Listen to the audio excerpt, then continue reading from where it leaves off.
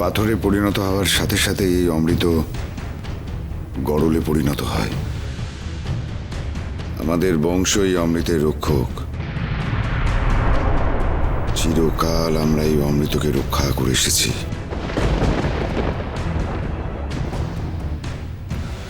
বিধাতা আমাদের এই পবিত্র দায়িত্ব দিয়েছেন কুমার। তোমার যুবরাজ হিসেবে অভিষেক হওয়ার পর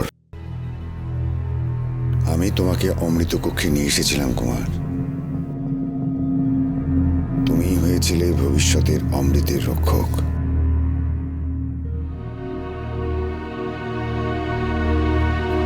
অবশেষে তোমার প্রতীক্ষার অবসান হলো কুমার। এই সেই অমৃতের ভাণ্ড। আজ থেকে এই অমৃতের দায়িত্ব তোমাকে নিতে হবে। আমাকে আশীর্বাদ করুন পিতা।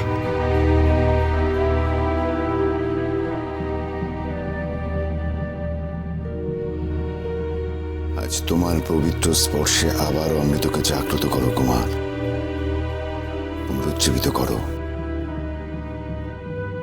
বিধাতার এই মহান দায়িত্ব পালনের কর্তব্য আজ তোমার কাঁধে কুমার। আমাকে আশীর্বাদ করুন পিতা।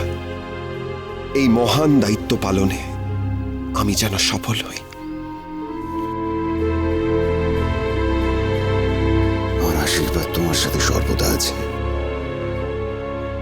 বিধাতাকে স্মরণ করো পুত্র। হে বিধাতা, আমার সহায় হন। আমি যেন অমৃতকে জাগ্রত করতে পারি।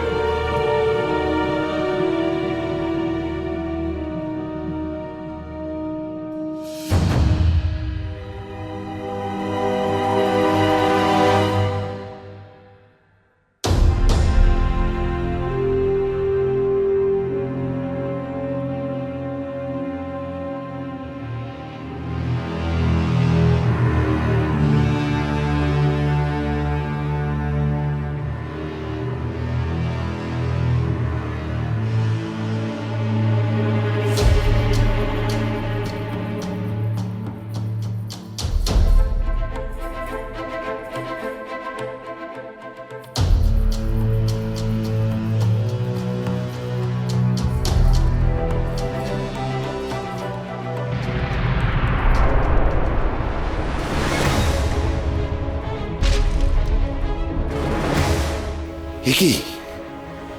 অমৃত এরকম হলুদ বর্ণ ধারণ করলো কি করে?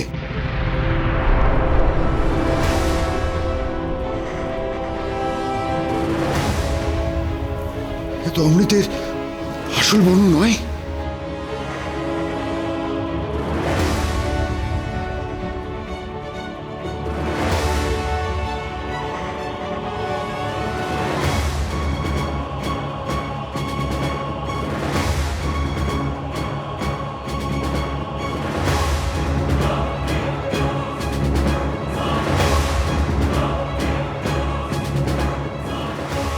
পিতা, তবে কি অমৃত আমার স্পর্শে জাগ্রত হবে না?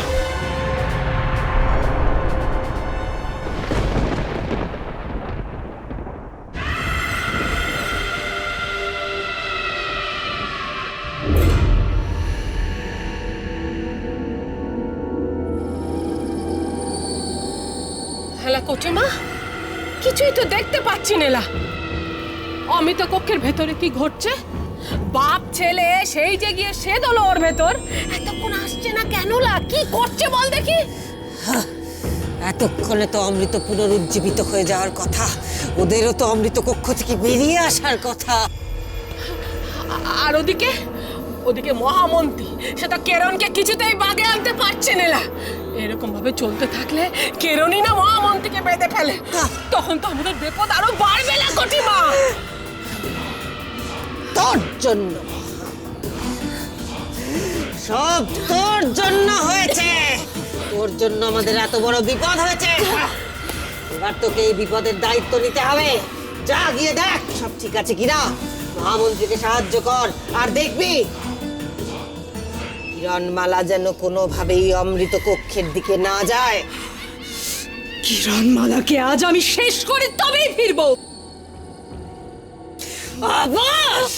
অনেক দেখেছি তোর হম্বিতম্বি আর বড় বড় কথা। আগে কাজ করে দেখা, তারপরে তোর কথা শুনবো আমি। যা। হ্যাঁ।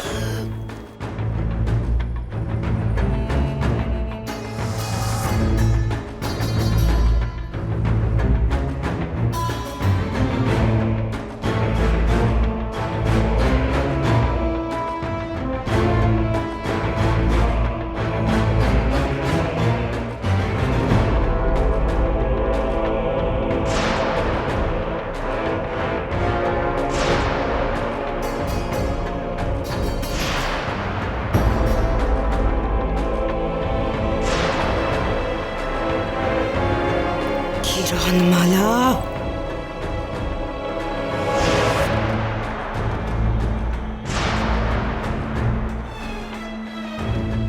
ও তাহলে বজ্রমালাকেও সাথে করে নিয়ে এসেছে।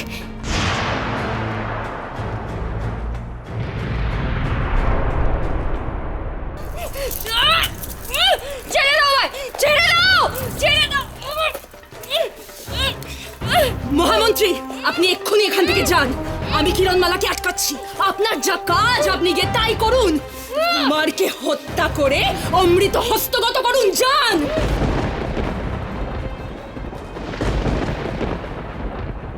এ কি হলো পিতা?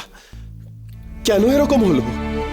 মহর্ষি তো বলেছিলেন উষাকালের প্রথম সূর্যকিরণের সাথে আমার স্পর্শে অমৃত পুনরুজ্জীবিত হবে, কিন্তু তা তো হলো না। তা তো হলো না পিতা। আশ্চর্য হয়ে গেছে কুমার। এর উত্তর একমাত্র মহর্ষি দিতে পারেন। আর বিলম্ব নয় কুমার, চলো আমার সাথে।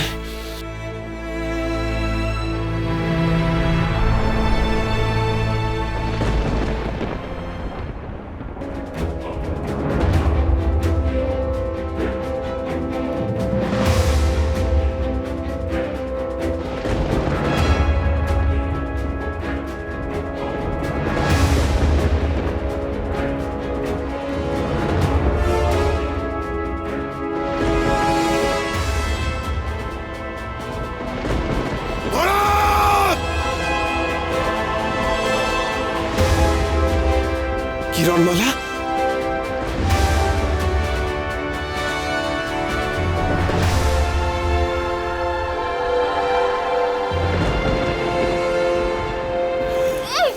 তাতশ্রী!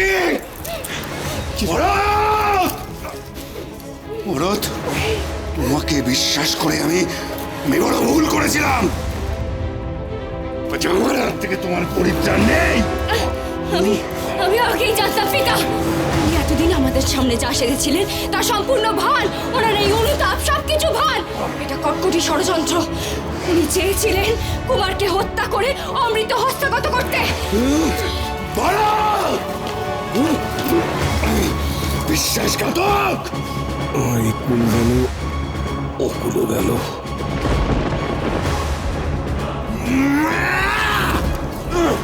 কুমার! কুমার মহামন্ত্রীকে রাজসভায় নিয়ে চলো। সেখানেই ওর বিচার হবে। নিয়ে চলো রাজসভায়।